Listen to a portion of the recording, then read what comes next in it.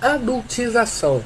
Você provavelmente já ouviu esse termo, tema que ficou muito famoso desde o vídeo publicado pelo digital influencer e youtuber Felca denunciando as práticas de outro influencer chamado Ítalo Santos.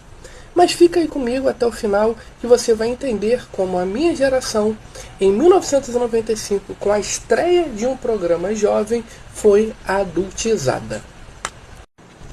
Em 1995, estreava um programa que existe até hoje, que era uma série voltada para o público jovem, chamada Malhação. Isso mesmo, ela começou em 1995. Eu era apenas uma criança naquela época, mas como a televisão era a única coisa que tinha para ver, ainda não tinha o advento da internet, nem a democratização de todos os meios de comunicação, nós éramos influenciados e víamos o que estava na televisão. E este programa, que passava ali na parte vespertina, ao anoitecer, tinha como protagonista de sua primeira temporada o ator Danton Mello. E o personagem dele, Éricles, ele veio de Cuiabá para o Rio de Janeiro para estudar na UFRJ. E ali o plot do programa, toda a trama, girava em torno do choque cultural, de alguém que foi criado como religioso no interior para alguém que estava vindo para uma grande capital estudar. E como ele era um personagem religioso, e ele tinha apenas 18 anos, grave essa idade, 18 anos. E ele com 18 anos era virgem por convicção. Esse era um pouco da trama do personagem. E isso era mostrado na novela como sendo um motivo de chacota e um motivo de grande dificuldade de socialização. Então perceba, a Globo, em 1995, num programa para jovens e adolescentes, estava mostrando que se você chega aos 18 anos e você ainda é virgem, você vai sofrer bullying e isso vai ser motivo de chacota.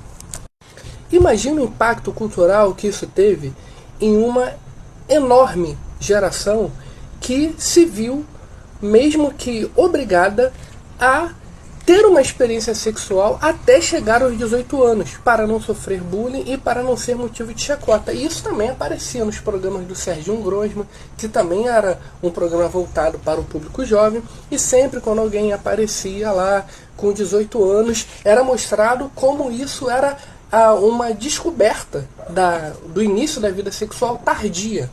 Ou seja, se você é menor de 18 anos, o que você é? Você é um adolescente. Então, perceba, o início da vida sexual na adolescência é algo muito problemático e já há inúmeros estudos que mostram como isso pode gerar sequelas e traumas que podem levar para toda a vida. E na Globo, em 1995, isso era mostrado como, se você postergava o início da sua vida sexual, isso era motivo de chacota. E até hoje, culturalmente, é assim. Mas onde isso começou culturalmente, primeira temporada de Malhação.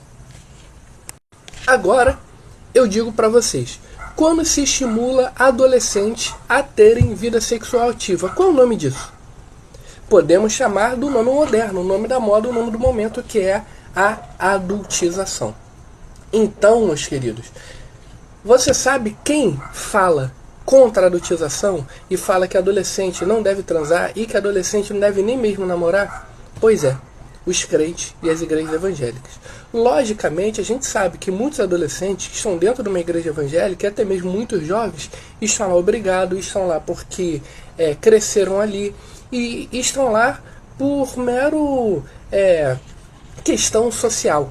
Né? Estão ali, é o meio social deles, eles continuam ali, mas não tem nenhuma prática religiosa que faça deles de fato crente. Mas dentro das igrejas é ensinado que adolescente não deve namorar, que adolescente não deve transar. E isso é algo preventivo que as igrejas evangélicas fazem nas comunidades onde a adultização acontece de forma violenta, com funks, músicas pornográficas e inclusive com o crime. Pois é. Se uma adolescente começa a pegar corpo e um criminoso se interessa por ela, às vezes a família tem que se mudar dali. Porque nós já tivemos notícias recentes de quando uma menina se nega a dormir com um traficante, muitas vezes ela é morta.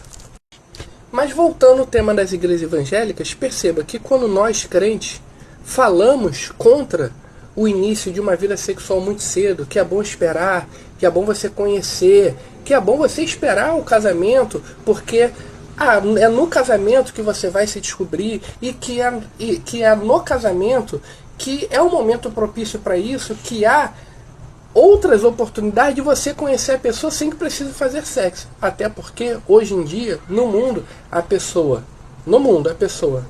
namora, transa, mora junto, depois casa e ainda assim se divorcia. Ou seja, esse argumento que muita gente no mundo chega e diz o seguinte, um argumento secular, um argumento cultural, não, você tem que experimentar várias pessoas para você saber qual é a certa. Mas muitas pessoas que estão experimentando até hoje e não encontraram a pessoa certa, não constituíram família até hoje. Então isso não é garantia. Mas quando nós ensinamos esse tipo de coisa, já vem a velha tática do rótulo.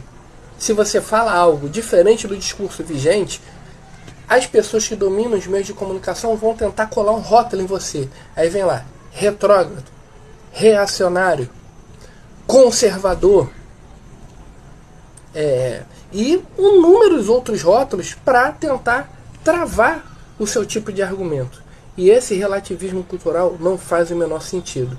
Então, a adultização, que é algo que está sendo debatido hoje na mídia, foi algo que a mídia ajudou a propagar e afundou uma geração inteira na promiscuidade. Então, respeita quem sempre falou contra a adultização, sem usar o termo adultização, que foram os crentes e as igrejas evangélicas. É isso aí, pessoal. Abraços, fiquem com Deus. Espero que vocês tenham gostado desse vídeo. E nada de adultização. Tem um tempo determinado para todas as coisas.